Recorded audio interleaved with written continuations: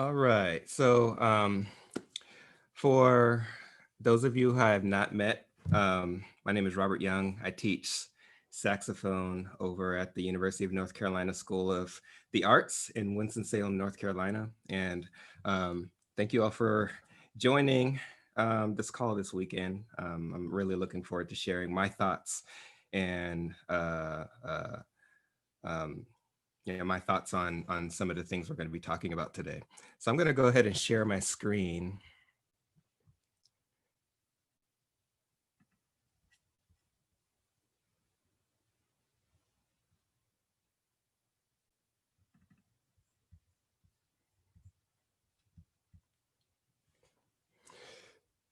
And I think this is.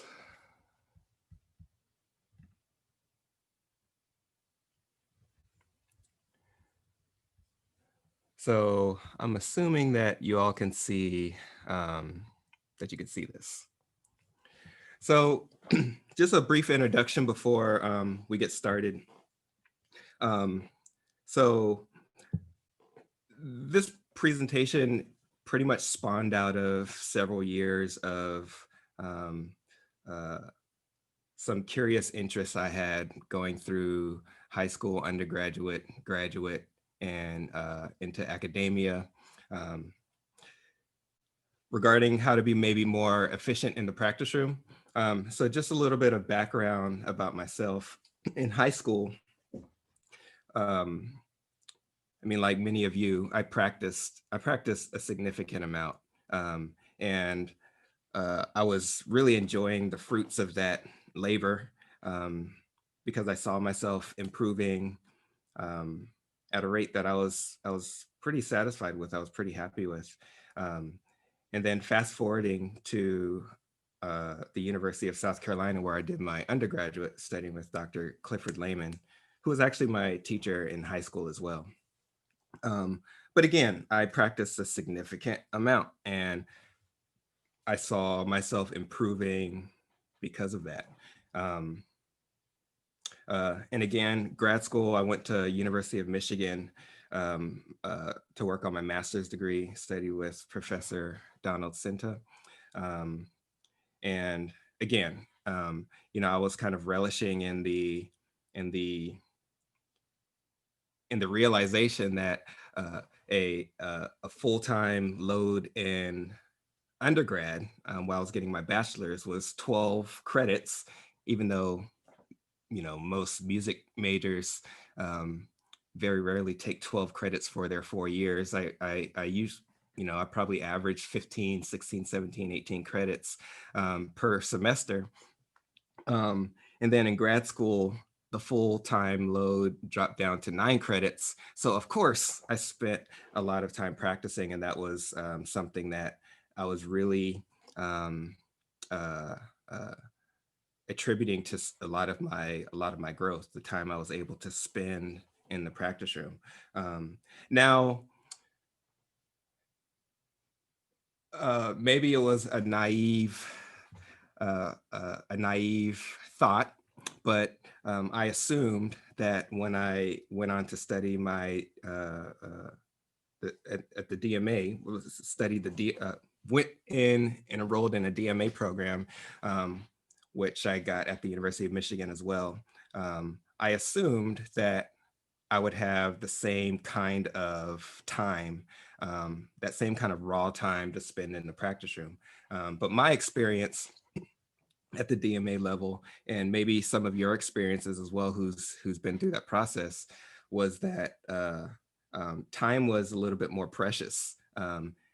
Though I was taking, about 9 credit hours of coursework, I was spending a lot of time reading, a lot of time in the library, a lot of time doing some research, and of course, I had a personal life as well. Um, but I also had a teacher that expected the highest of standards from us as well. So the time kind of went down, but the expectations of what I had to accomplish in the practice room went up. So that was my kind of first taste of practice time becoming a precious commodity, something that was maybe sacred time. Fast forwarding a little bit more, got my first job at Wichita State University. Again, now I have more um, uh, a larger load, because I'm a professor now, but also I'm required to, there's an expectation that I keep up a certain level of playing, and some of that expectation, I put on myself as well. So, you can imagine that as life goes on and as more responsibilities are put upon you, the amount of time, the sheer number of hours that you have to put in the practice room can go down. And now I'm married. I have a wife. I've had children, and as the years go on, more responsibilities are stacked up on top of me at work, but also at home as well. So um, practicing is something that I've always tried to figure out. How can I become more efficient, more thorough in the given time that I have to put in this work? So this presentation kind of spawned from some of those thoughts over the years, and some things that I've read over the years and put into practice, and things that I've seen that made a significant improvement on my development as a musician and teacher. So before we go any further, excuse me, before we go any further, uh, I'm probably gonna like this talk to be interactive, so I probably will ask some questions, and maybe even perhaps call on people. And if you're comfortable, you can unmute yourself and answer as you see fit. We're all here learning, so don't be afraid, or you don't have to feel cautious of sharing your opinions and your thoughts. So with that said, let's get going. So, practicing is, of course, our necessary work that happens behind the scenes for any performance, just about in any field. So not just, of course, pertaining to music. And, if we think about the musicians and the artists that we look up to, that we call our heroes, they didn't just end up like that. So the practicing is pretty much the accumulation of, or their performance is accumulation of years and years and years and years and years of work. There's a quote that I kind of live by a man by the name of James Clear. If you ever read his book, Atomic Habits, he says, your outcomes are a lagging measure of your habits. And that quote will probably come up a couple times throughout this talk. So in this presentation, we'll talk a little bit about the stages of learning, deliberate practice, and the background of deliberate practice. We'll talk about 3 types of practice and some strategies for implementing these things. And at the end, I'm sure we'll have plenty of time for questions if there are any. So I believe it was in 2006, maybe 2007, when I was at the University of Michigan, and Professor Sinta had me read one of Malcolm Gladwell's books. And since that time I've read, I've read a book called Blink that he's written, The Turning Point.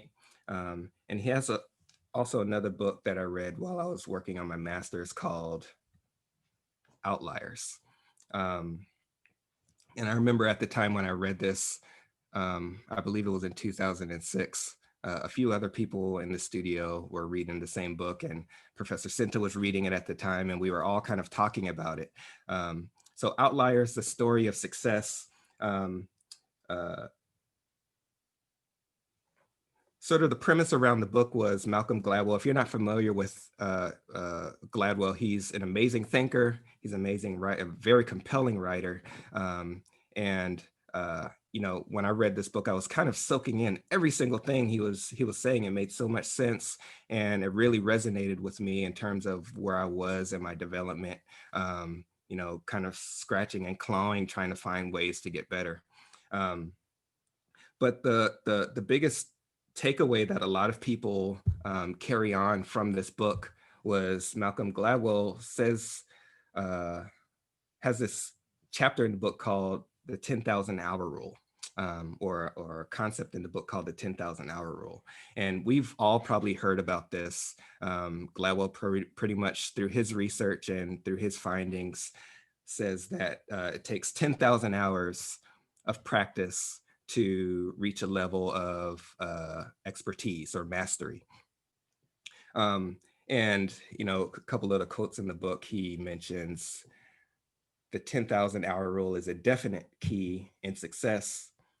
Something else he says in the book is, in fact, researchers have settled on what they believe is the magic number for true expertise, which is 10,000 hours. And after I read this book, I started hearing, a lot of people in different areas, music, sports, anything that takes practice to improve on. I've heard people talk about, have to put in the 10,000 hours, or you have to reach 10,000 hours before you reach mastery. And I've heard musicians say that. I've heard it on, sportscasters say it. I heard athletes say it. And to be quite honest, this is a message that I was quote unquote preaching as well. This is something that I resonated with, because the writing was so compelling and it made absolute sense to me. So the 10,000 hour rule, quote unquote, was based off of the research by a man by the name of Anders Ericsson. He's a psychologist. He recently just passed away this year, I believe, but he was a professor in the School of Psychology at Florida State University. But he was one of the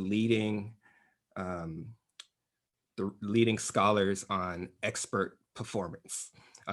And he did this big research project, and in his findings, he pretty much came up with what Malcolm Gladwell referred to in his book as the 10,000 hour rule. And then in 2016, I believe, it was my first year here at University of North Carolina School of the Arts. I picked up this book called Peak, Secrets from the New Science of Expertise, right here, written by Anders Ericsson and co-authored by his colleague, Robert Poole.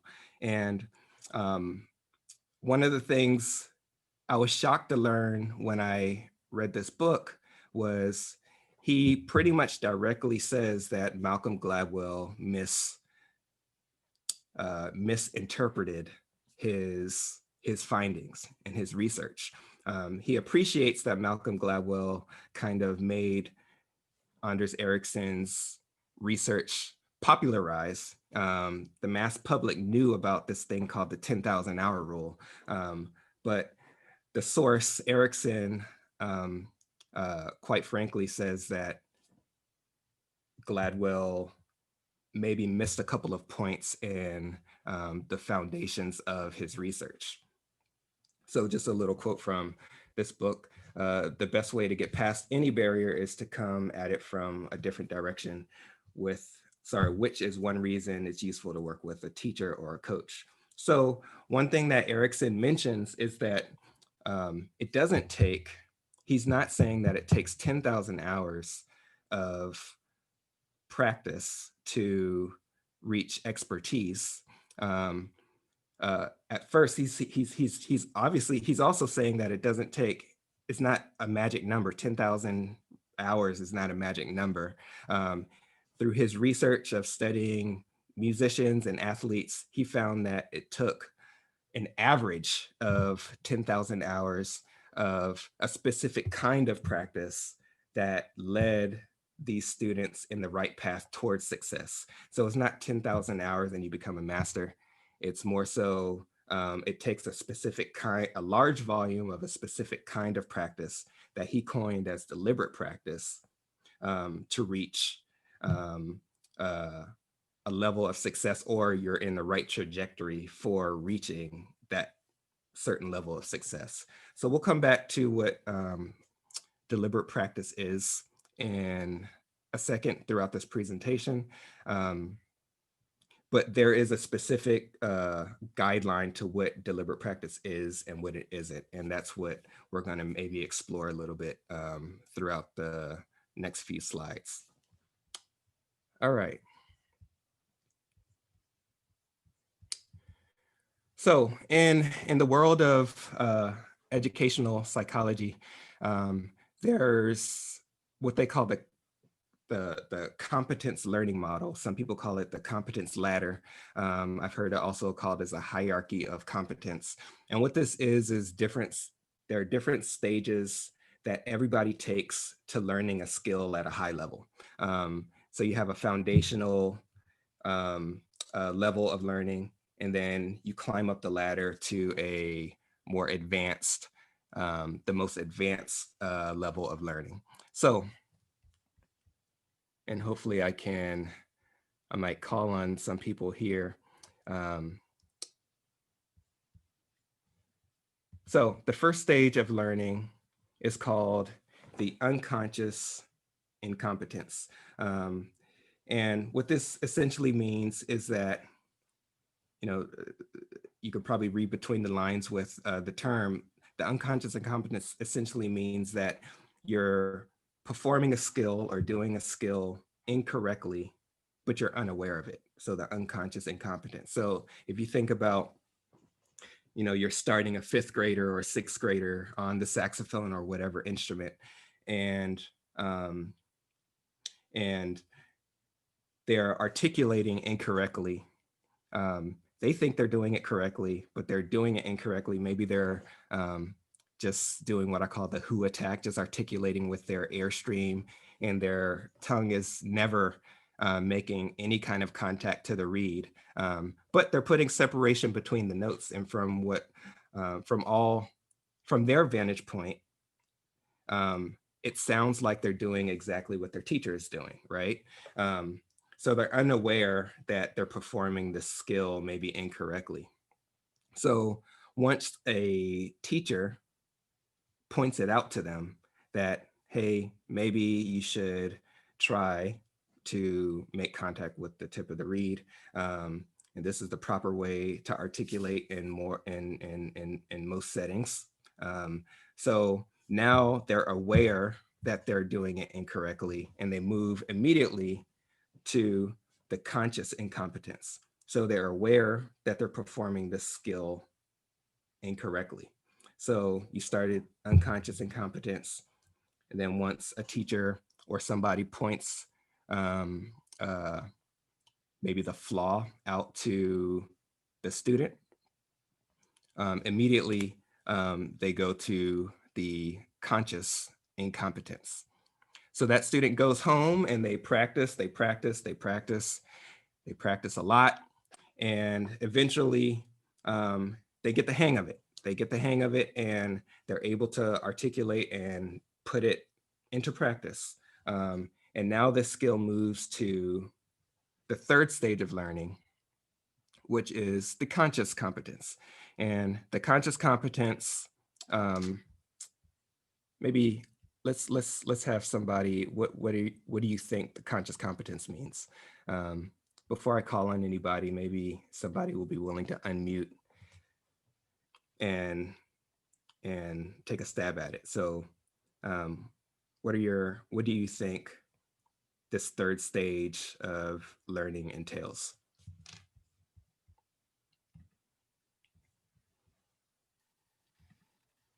Does it mean that you can do the thing correctly as long as you are thinking about it? Absolutely. Who is this? Sean Guard, Professor. Sean Guard. Nice to see you, or nice to hear Well. you. So yes, absolutely. Conscious competence is essentially you're able to perform the skill correctly, but you have to really think about it. So it takes up, the way I like to think about it, it takes up a lot of real estate in our mind. Um, um, you know, some of you maybe had, including myself, probably had these experiences, or students that you teach probably had the experience of they come into a lesson and they sound pretty good, and then you say something like, um, you give them some specific feedback, you know, something to try. You know, we're in the realm of articulation, so um, maybe maybe you give them the feedback of, it sounds like as you descend down the horn, um, your your your contact point with your tongue, you're moving further back on your tongue, so you're kind of anchor tonguing at the bottom, but in the middle of the horn you're tonguing with closer to the tip of your tongue. So what I would like you to do is try keeping your articulation close to the tip on every single note that you play.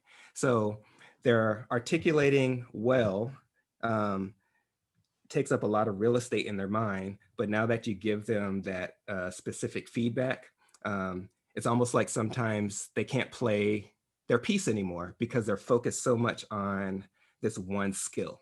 Um, and that's because articulation to them still is part of their conscious competence. It hasn't reached a level uh, where they can log it into something closer to muscle memory. And I'm not saying muscle memory, uh, you know, everything that we play should be muscle memory, but conscious competence takes up a lot of real estate in the mind. So they go and they practice and they practice and they practice some more. And over time, and sometimes a long period of time, the goal is for the skill to get to the unconscious competence. Um, so how about this one? Um, what would you imagine this means? Doing it right, but you don't have to think about it. Absolutely. Um, so that's doing something correctly, and it doesn't take as much real estate in the mind. So, and of course, we're thinking about everything, but it's not something that we have to devote a ton of thought to, because we've done it so much that it reached a level of um, uh, almost like an automatic behavior. So, for a lot of us, um, the unconscious competence, something in the unconscious competence can be something as simple as putting our hands in the right place on the instrument. So if you imagine back to when you first started playing the saxophone, um, at least when I first started playing the saxophone, I had to look at the horn and sort of place my fingers where they need to go before I put it up to my mouth. But now, of course, the place where all of us are is we can pick up the horn and our fingers kind of magnetized to um, you know, their contact points, because we've did that skill enough over the years that it's climbed the ladder to reach our unconscious competence. So we're going to refer back to these 4 stages multiple times throughout this presentation. But every skill that we learn uh, starts around the unconscious incompetence, and through detailed, diligent work over time, works its way up the ladder from unconscious incompetence to conscious incompetence, conscious competence, and lastly at the unconscious competence, which is the highest form of learning as it pertains to this learning model. So with that said, let's maybe transition to the 3 types of practice as it relates to some of the things talked about by Anders Ericsson in his research. So the first type of practice that we're going to go over is what we call naive practice. And we'll talk about what each of these entail and what they don't entail as well. The second form of practice above naive practice is purposeful practice. And purposeful practice is good work, but it's not the highest form of practicing. And the highest form of practicing as it relates to Anders Ericsson's research, the kind of practice that Ericsson is saying 10,000 hours, roughly 10,000 hours of work would help you reach a level of expertise, is 10,000 hours of this kind of practice, deliberate practice. So with that said, let's start off with naive practice. So naive practice is essentially going through the motions, practicing a skill without any challenges or setting clear goals for yourself. We've all been here. We all catch ourselves even today of practicing this kind of way, and our students sometimes may catch themselves practicing this kind of way. But this is the sort of lowest form of practicing, is kind of just putting the hours in. So what does this look like? Regularly missing notes and not stopping to fix them. Of course, practicing only the material or concepts you can play well. Mindless repetition.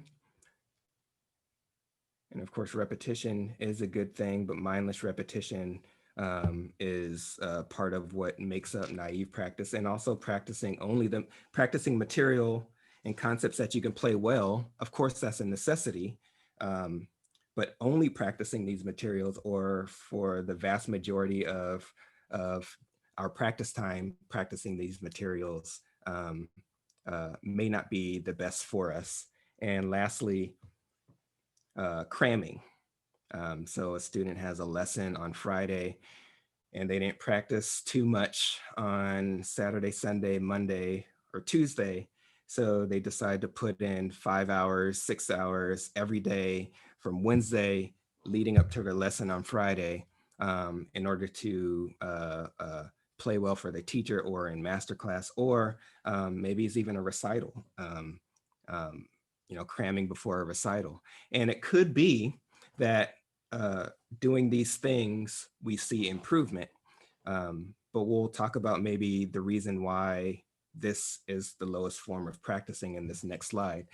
This is not an exhaustive list. Of course, there are other things that come into play when we talk about naive practice, but this is just a short list that maybe will give everybody a sense of the kind of practice we're talking about here. So what's the issue here? You probably can't read this quote here by Anders Ericsson. I'll read it out loud for everybody in case you can't read it. People often misunderstand this because they assume that the continued driving or tennis playing or pie baking is a form of practice, and that if they keep doing the thing, they are bound to get better at it. Slowly perhaps, but better nonetheless. But no. Research has shown that, generally speaking, once a person reaches that level of acceptable performance and automaticity, the additional years of practice don't lead to improvement. So those additional years of practice don't lead to improvement once that player gets to a level of acceptable performance. And acceptable performance is essentially that level where we say it's good enough. And we all know that essentially good enough isn't good enough, but that's the acceptable level of performance. And sometimes we see that some automated abilities gradually deteriorate once we get to that acceptable level of performance, in the absence of deliberate efforts to improve them. So in essence, sometimes we see people that have been playing, and since we're all saxophonists, people have been playing the saxophone for 20 years and logged in a ton of hours of practicing over their couple decades of playing the saxophone, maybe don't sound as polished in some way as somebody that has been playing for 10 to 15 years. And a lot of times that might be because um, uh, that person that's been at it for 20 years have been at a level of acceptable performance for a longer period of time, and it takes a different kind of practice to sort of break through that barrier. So this is the issue with naive practice. You see improvements, but you see improvements until you get to a specific level, and then you don't see any improvement at all. You just plateau. Um, and that's why I sort of kind of started off with my time working, practicing a lot in high school and in college, in undergrad, and in graduate school. And then I found myself reaching a level where I was not improving the way that I would like to improve. And it was because I um, I was doing some of these things. Maybe I wasn't cramming as much, but I was repeating mindlessly. I was practicing only the material or too much of the material that I can play very well.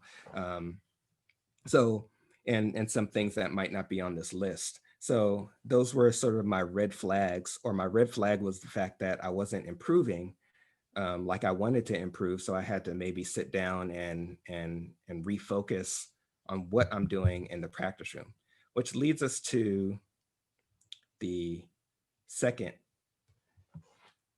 form of practicing that we'll talk about, which is purposeful practice. And again, we are referred up top with this James Clear quote: "Your outcomes are a lagging measure of your habits."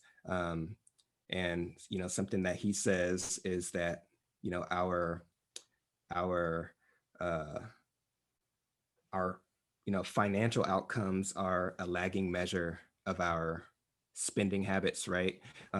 So if we bring that home to music, our uh, the fact that we're not happy with how we sound on stage, or how we feel on stage, or how we are performing in our lessons is essentially a lagging measure of our practice habits, right? So one thing that is definitely obvious with studying music is sometimes a lot of times it takes consistent um, preparation over an extended period of time before you even hear or feel the improvements that you're trying to make. So it's a lagging measure, right? So it takes a lot of time, and then you start to hear those improvements manifest themselves into your practice, into your playing, into your performance. So purposeful practice is defined by 4 specific things. The first, purposeful practice must have well-defined and specific goals. The second thing is that it requires focus and low distractions.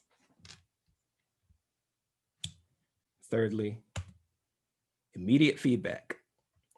Purposeful practice must have immediate feedback. And also, purposeful practice requires one to get out of their comfort zone. So this idea of practicing only the materials that one can play well is an example of not getting out of your comfort zone. So these are the 4 attributes that make up and define, in some ways, purposeful practice. If it doesn't have all 4, it might not be called purposeful practice. If it has all 4, definitely we call that purposeful practice. So let's go through each of these. Well-defined and specific goals. So for instance, if I want to get better at I want to get better at the saxophone is not a well-defined or specific goals. Like what does that even mean, right? But if I say something like, every week leading up to my jury, um, I'm going to record myself playing an etude or excerpt from a piece so that I can hear the parts of my sound that needs improving, and I'll find ways to attack that. So that's a more specific goal, and that's more defined. And I'm telling myself how I'm going to get there. So a good way to make goals, for ourselves, is to make them SMART, and that's an acronym. So I can't see anybody. Everybody has their avatar up, or their profile picture up, but um, if you haven't heard of SMART goals, what they stand for is specific, measurable, attainable, relevant, and time-bound goals. So if you have all five of these attributes to your goal, we call those SMART goals. So maybe I can call on somebody, if you don't mind. Actually, I'll give you the benefit of the doubt of maybe unmuting yourself if you want to share. So does anybody want to share a goal that you have for the year, or for next semester, or for your next lesson, or even for today, and try to see if you can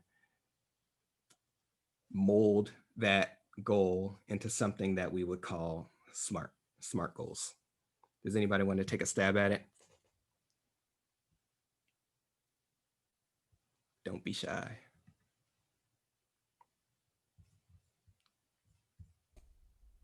Hi, Dr. Young, I'd be happy to try. And who's speaking? I'm sorry. Jeffrey Loan. Jeffrey, good to hear you. Yeah, yeah. So something I could do is maybe like in the next 15 minutes, I will be able to play my C major scales at quarter note equals 132. Absolutely. Absolutely. So in that example, it was actually, of course, it was very specific. It was measurable. He said, the goal is accomplished when, he can play it at, I think he said 132. And it's attainable, right? So an example of a goal that's not attainable is, say, a first year student, maybe sixth grade, fifth grade, seventh grade. They hear a saxophonist get on stage and play the doll, and they say, you know what, I'm going to play the doll by the end of this semester. And that's probably all the way to left field, right? But that's maybe a goal that's not attainable. I think it's a great aspiration.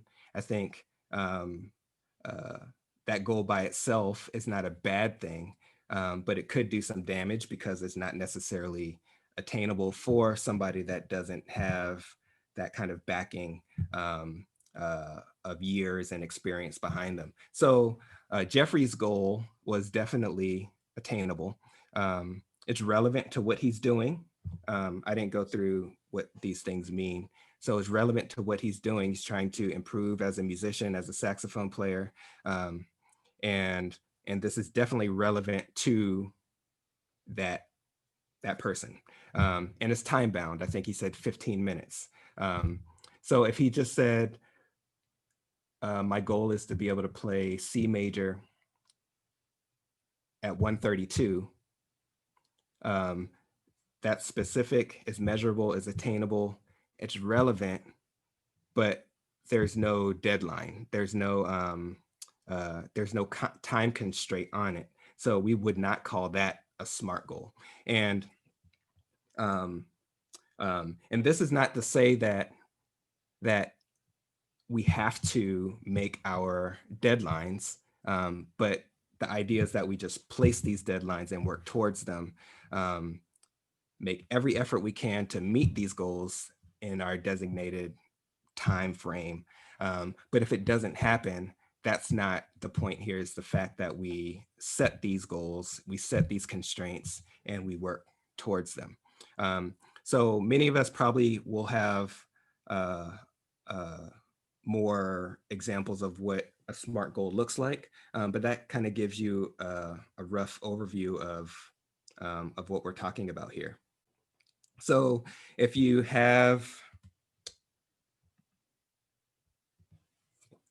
working to make your practice more purposeful, it needs to be specific and well-defined in your goals. And a good way to do that is to make them SMART. Now, the next thing, purposeful practice requires focus with low distractions. And, we all know some of the things that trigger us to be less focused in the practice room while we're studying or anything we're working on. For me, and for a lot of us, could be something like our phone or our computer. So we want to make sure that we try to figure out how to minimize these distractions as much as possible while we're playing. When I was at Crane, when I was teaching at SUNY Potsdam, my office was in the middle of, I had classrooms right across the hallway from me. Practice rooms are surrounding my office. So it was really easy for me to get there in the morning and put all of my stuff in my office. My computer and my phone stayed in my office. And then I went to a completely separate classroom to practice, in efforts to make sure that a simple ding from my phone or a vibration from my phone doesn't trigger me to sort of get out my phone and see what that was, which would inevitably turn into minutes and minutes of scrolling and answer one email, which means I snowball into answering 10 emails, which takes my mind off of the task at hand, which is whatever I'm working on in that moment in the practice room. So focus with low distractions and immediate feedback. So let's have somebody else maybe give an example of how you can get immediate feedback in the practice room. You can record yourself. Absolutely. So, and what he is implying is that you record yourself and then you listen back. So recording yourself is great, but when we listen back, that's how we get that immediate feedback. That's an excellent way to get feedback in the practice room. What else? Anybody else? Play some material for your peers. Absolutely. Fantastic. I think that's something that we all don't take for granted, is the our peers and colleagues that we have around us. So recording yourself, playing for your peers. Also, another way to get immediate feedback is to pause and think about what you just did, so you can give yourself immediate feedback as well. So one of the attributes in naive practice was mindless repetition. So how you take repetition and put it into purposeful practice is you play something, then you take a second to analyze what you just played and what you're trying to improve on this next repetition. That can take 1 second, it could take 2 seconds. That could be something that you just log in your mind. But just repeating and repeating and repeating and repeating is not giving you immediate feedback. But if you repeat, analyze, repeat, analyze, repeat, analyze, that's a way that you can gain immediate feedback. And there's a slew of other things that we can put under this category. But some of the things that was kind of thrown out in the group: recording yourself, playing for your peers and your colleagues, and analyzing what you just did and what you're trying to do for the next repetition when you're repeating a passage. So gaining immediate feedback, and then lastly, getting out of your comfort zone. So this can look like practicing the things that don't come naturally to you, practicing the areas, going straight to the areas of your piece that is giving you problems and trying to work that out, maybe going straight to areas in our playing that maybe is not as strong as other areas. So I think this is one of the things that I commonly see most of the time in students, is we are comfortable in the practice room, and by default, that's not what we are calling purposeful practicing. So these are the 4 attributes of purposeful practice. And now at the top of the chain is what Anders Ericsson coined as deliberate practice. And so what exactly is deliberate practice? Anders Ericsson quotes this in his book, Peak. He says, we're drawing a clear distinction between purposeful practice, in which a person tries very hard to push himself or herself to improve, and practice that is both purposeful and informed. So we're drawing a clear distinction between purposeful practice and practice that is both purposeful and informed. In particular, deliberate practice is informed and guided by the best performers' accomplishments and by an understanding of what these expert performers do to excel. Deliberate practice is purposeful practice that knows where it's going and how to get there. So how is deliberate practice any different than purposeful practice? So 4 of the attributes of deliberate practice is the exact same as what we found in purposeful practice. Deliberate practice requires well-defined and specific goals, requires focus with low distraction. Deliberate practice also requires immediate feedback. Deliberate practice also requires one to get outside of their comfort zone. But the difference between purposeful practice and deliberate practice is that, the quote says, deliberate practice is purposeful practice that knows where it's going and how to get there. And we do that via the practicing being overseen by an expert performer or teacher. So this can mean your teacher in lessons. Something that I've always been addicted to is going on YouTube and watching master classes, and definitely not just saxophone master classes, and learning that way. So that's maybe another way that we can get advice from a teacher. And also there are YouTube tutorials out there on specific skills and concepts. So deliberate practice has these 5 attributes: well-defined goals, focus, immediate feedback, getting outside of the comfort zone, and it has to be overseen by an expert performer or teacher or coach. So if we go back to this hierarchy of competence, something that I try to do and I try to impress upon my students is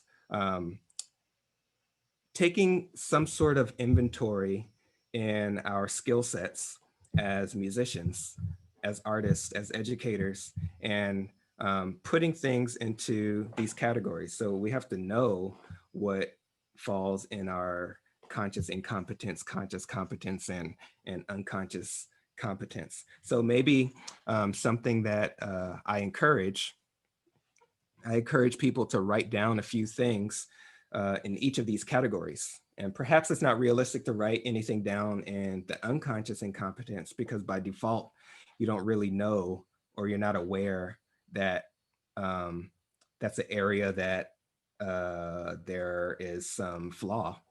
But definitely starting from conscious incompetence and working your way up to unconscious competence in each of those categories, we can make a list of things that we feel fall um, in these different categories. So once you have a list, make it a goal to move things from one category up to the next category. And you can do this by putting some systems in place that address each of these things, each of the things that you list. And for example, if you want to improve on your intonation, maybe that's, you know, in your conscious competence.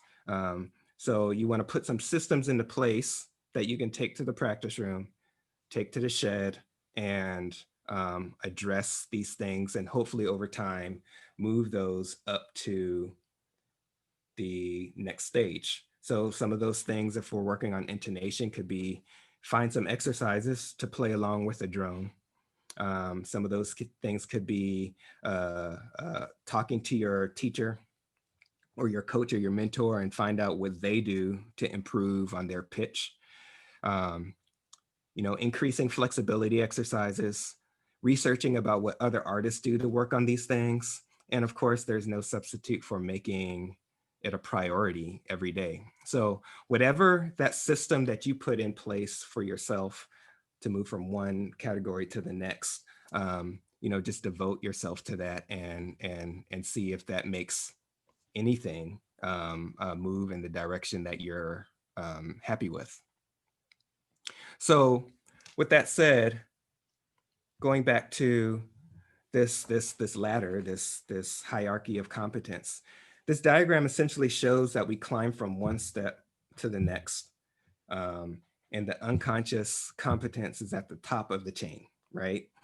So when we practice and we grow through deliberate and purposeful practice, even the things at the top of the chain, the unconscious competence, can be challenged to improve. So in essence, what I'm saying here is that even something at the unconscious competence, once our standards improve as we grow as musicians, as we grow as artists, we find little details in these skills that are in the unconscious competence that we wish to still improve on even more, and that we feel like we don't necessarily do as well. And we work on those things. So that means that that skill then goes back to the conscious incompetence. So like, for instance, if I know, if hand position, to go back to an earlier example of hand position, I view as part of my unconscious competence. And as I grow as an artist, as I grow as a musician, as I try to decrease as much tension as I possibly can in my body as I'm playing, and then I realize when I get to a certain level that, hey, I find it better for me not to play with my fingers so flat, but I want to have maybe a little bit more curve, or I'm trying to decrease the amount of lift I have off of the keys when I play. So now the category of hand position might go back down to something similar to the conscious incompetence category. So the way I think about this hierarchy of competence, may not look like a ladder, but maybe it's more cyclical in its approach. So maybe it looks something similar to this, right? So you have unconscious incompetence, then that moves to, you know, clockwise to the conscious incompetence, then the conscious competence, unconscious competence. And then as you grow, and as your standards get higher and they increase, then even the things in the unconscious competence start itself back around the cycle. And this is really the reason why I love what I do. It's because, at least in my definition of what mastery is, I don't think that it's possible to master. To master meaning like every concept. I'm a master of every single thing about the saxophone. I don't think that's possible for me because I feel like mastery is in the mind. And I'm always going to feel like there's something that I can gain a little bit more from. I can something that I can gain more knowledge of, gain more improvement from. So I'm always clawing and gnawing my way to try to get some more improvement from every skill that I have. So in essence, what it looks like is as our standards increase, our goals might slightly change as well. So we set these goals, and then when we get to the point of accomplishing these goals, maybe that goal has already moved up to a different level. So we're constantly going from one goal to the next, to the next, to the next. And that's why I don't necessarily conceive this hierarchy of confidence as a ladder, meaning there's a definite top. I always feel like there's always ways to improve, even on the best things that I do and we do. All right, so getting to the end here. So some ways to gain instruction, or the fifth attribute of deliberate practice is in private instruction, or instruction from overseen by a coach or a teacher. Private lessons, of course, and your teacher has years of expertise and years of experience.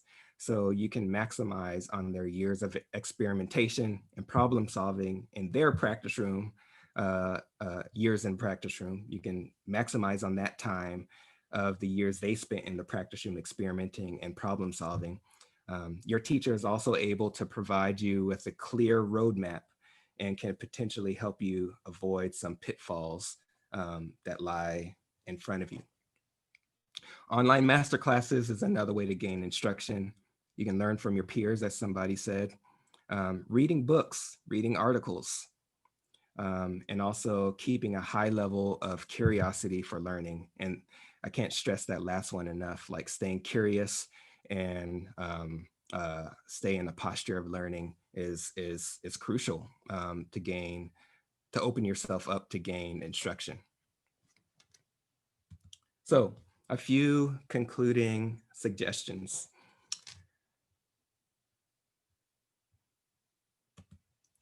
Take some inventory. So make a list of areas in your playing in the top 3 stages of the competence learning model, and make a concerted effort to move something from one category to the next, right? So the next thing we can do to maybe move some more of our practicing to be more deliberate is record. So record ourselves regularly and take notes of areas that we hear that may need some improvement. Tools, constantly use tools that will keep you accountable. Of course, your metronome and your tuner, using drones, and also like maybe you use some apps on your phone or on your device. Environment, so whenever possible, create an environment void of distractions. You could put your phone in airplane mode, you can close your computer. Kind of a short story, while I was at Crane, one of my years at Crane, I got a knock on my door from a couple of my students. And they said, Dr. Young, you have to try, and what they called it was long tones in the dark. I don't see any of the students that mentioned this on the call, but yeah, long tones in the dark. So what they were saying was they just go into the practice room and they turn off the lights and they just practice their warm up. They just do their warm up in pitch black. And at first, I have to say that I didn't see any benefit there. But I opened myself up to try it. And that's something that I do regularly now. When I get to the office in the morning, I usually practice my warm-ups, my conditioning exercises in the dark. And what that does is it helps me to center myself and also block out any visual distractions. My computer's closed, my phone is closed, and I try to make the room as dark as possible so that I can really just focus on the task at hand. So whenever possible, just create that environment for yourself that you know will keep you um, uh, uh, as free of distractions as you possibly can. So use a practice journal. Document your practice life. Journaling can be a powerful tool to help keep you focused and to track your progress. And lastly, stay curious. Soak up as much information as you possibly can from your teacher. Seek out information from others that are skilled in areas that you hope to find progress. And we all know that this very well may not even come from a saxophone lesson. Like, so, you know, if you're a student, go to as many guest artist presentations as you can, guest artist master classes as you can. Even as a professional, like I try to go to as many things as I can. And I'm sure that everybody on this call would sort of vouch for that. You know, try to seek out any information you possibly can find. Like I said, I go on YouTube and I watch master classes. The last master class I believe I watched was Anthony McGill, and I watched a segment of a master class by that Emmanuel Pahoud was giving. And those things really energize my approach to the instrument and my approach to teaching and my approach to making music. So these are all things that maybe we can add to our practice time to make them go from naive to purposeful to diligent.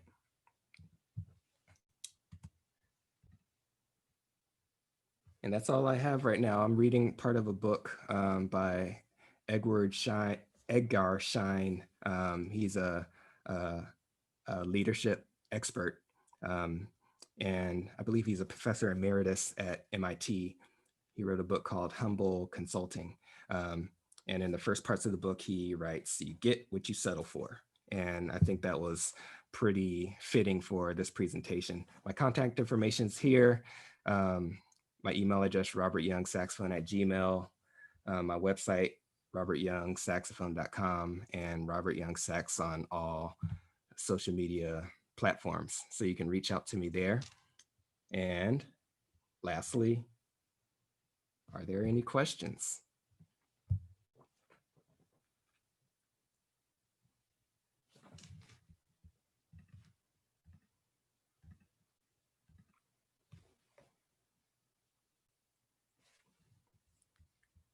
No questions. So I tried to make this presentation in a way that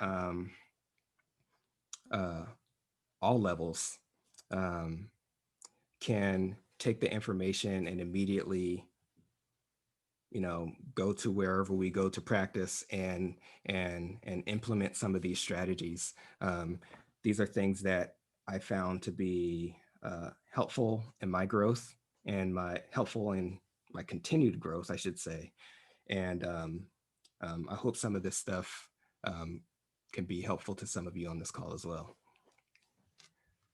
So no questions. Hey, Dr. Young. I have one quick question. Absolutely. I really enjoyed your presentation today, but on the topic of mastery, I know you said in your mind you can never really master the saxophone, or at least all the concepts at once, which I totally agree with. You mentioned your warm up regiment. When you're practicing your warm up regiment, when you often feel like you're gaining a real understanding of that concept, do you switch to different exercises that exercise that same concept that give you like a different, I guess, viewpoint on that same warm up, I guess, and That, so you're not bored, I guess, of that concept, or? Eduardo, that's a great question because that's something I find myself doing quite a bit. So it's easy to get into a routine, right? A routine of doing the same exercises, the same thing, Right. especially in our warm up.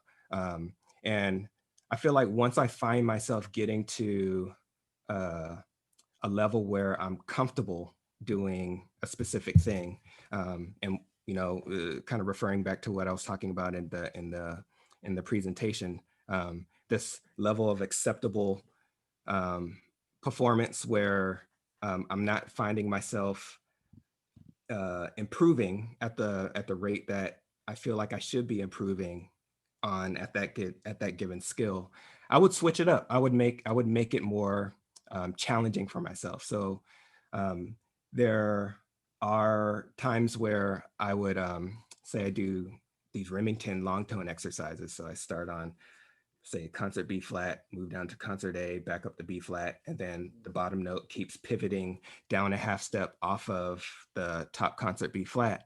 And once I sort of get to a place where I'm feeling okay about that, and I'm not necessarily getting growth like I would like to get to, a simple switch of, hey, every time I play my middle C, I'm flat. So I'm going to start my Remington exercises on a concert E flat for this whole week, in efforts to make my C, I have more practice playing my C up to pitch. Something as simple as that. So to answer your question, I think it is super important to have a routine, but I also think it's super important to constantly evolve your routine to fit where you are at a specific moment in your development, if that makes Right. sense. Yeah, that makes perfect sense.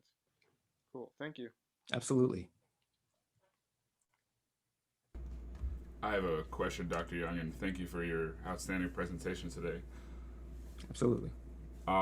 My question is, how do you divide up your practice time? Do you have specific days where you work on, say, repertoire or technique, and other days where you work on, different concepts like long tones or overtones, things like that? How do you go about that? Yeah, great question. And who's speaking? I'm sorry, just so I can. This is Matthew James. Matthew. So great question. And I think it's different from person to person. I can tell you what I do. So I have things that I refer to as, my hygiene, my saxophone hygiene. So, just like I don't leave the house without brushing my teeth, there are some things I don't move beyond practicing certain things until I practice a specific concept. So like, for instance, I play my long tones every day, and I work on control exercises like voicing, mouthpiece exercises every day. um, um, so if I'm short on time, I very rarely would say, you know what, I'm not going to play long tones today, or I'm not going to play on my mouthpiece today. I might do maybe a brief and abbreviated version of my conditioning routine, but I always have conditioning every day that I'm on the horn, before I move to my repertoire, because I feel like those things inform what I do in my music. So it's hard to say this is my routine, but I can definitely say that conditioning, long tones, uh, um, voicing exercises, those are non-negotiable things. Intonation exercises, those are non-negotiable things for me. Every day I practice, no matter if I have 5 hours to practice or if I have an hour and a half to practice. I have to find a way to get those things in for me to feel satisfied with the progress I'm making. Thank you. Absolutely.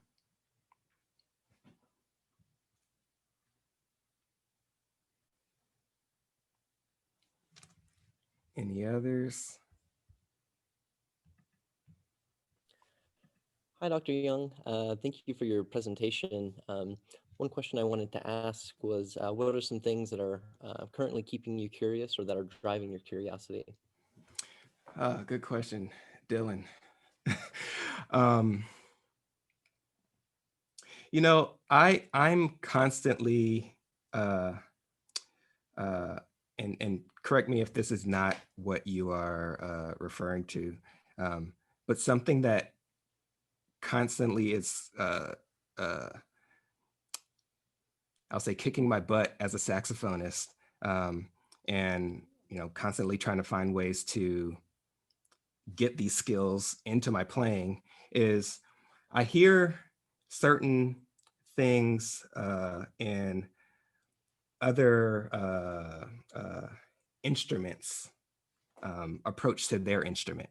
Um, so like for instance, I hear how a cellist, sounds so rich in the bottom of the horn and then, sorry, horn, the bottom of their instrument, and they can seems effortlessly, they can climb up to the top of the horn. Sorry, I keep saying horn, the top of the instrument with what seems like it's ease.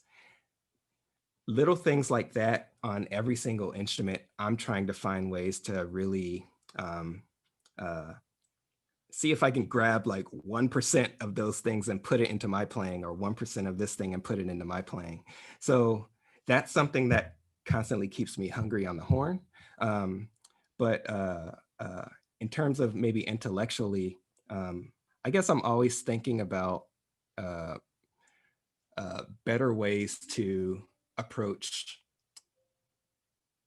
I'm always curious about how to approach teaching in a more efficient way, just like I try to approach practicing in an efficient way. So that's why I'm really into watching master classes anytime I can, or reading these kind of books like Peak. Um, um, and I read books on habits anytime I can, so that I can then bring those things to my students. I'm always curious about what I can say or do to make uh, um, a bigger impact on the students that I'm teaching. And I can turn that around on me too. Like, what sort of things can I read or study that will directly impact um, uh, myself as a player? I know that was kind of up in the clouds, but those are some of the things that I really think about on a consistent basis, though. Awesome. Thank you very much. Absolutely. Dr. Young, you talk about efficiency in practicing and efficiency in learning something new. I'm curious, what is sort of your generic response if you're learning a new piece of music or a new pattern of technique? What's kind of your kind of roadmap that you take when it's something brand new that you've never looked at before? Me personally, Yes, sir. um, I guess my general roadmap, especially if it's something that's super challenging, I always start slow, and I always start slow enough that I can work on as many of the concepts right from the beginning as possible. Like for instance, I try not to say, okay, I'm just going to learn the notes, and then later I'll go back and do the articulations, and later I'll go back and do the dynamics, and then I'll work on the music. I try to practice slow enough that I can get as many of those skills in my practicing at the same time. So what I'm trying to avoid is, and this is where efficiency comes in, what I'm trying to avoid is getting to this third stage um, with the notes, and um, my articulations are still lagging behind on the conscious incompetence. Um, so, so that's kind of, that makes a specific passage or a specific piece a lot longer for me to learn if I have um, uh, several different things in different categories at any particular point in time. And of course, there's no way around that. But at the same time, I try to um, work on all of those things at the same time as much as I possibly can. So um, I guess that's my generic thing. I practice slow enough that I can, and careful enough that I can work on more than just one thing.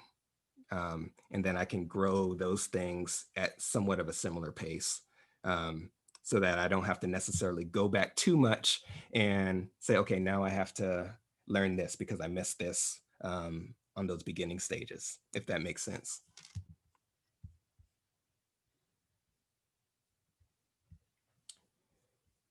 Anything else?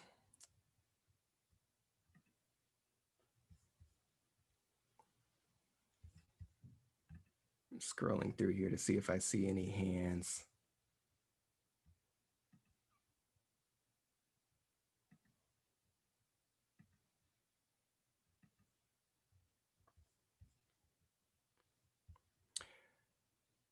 Well, I appreciate everybody tuning in. I hope that this has been informative. You know, I would highly recommend, if you haven't already, you know, reading some of Anders Ericsson's work. You know, the book is called Peak. Even read Outliers by Malcolm Gladwell, and there's a slew of other books that you can find on expert performance. And those things really energize me every time I sort of, you know, take a look at those things. So hopefully, a lot of these things we can, uh, uh, you know, turn from knowledge into actual practice. You know, next time we hit the practice room. So thank you.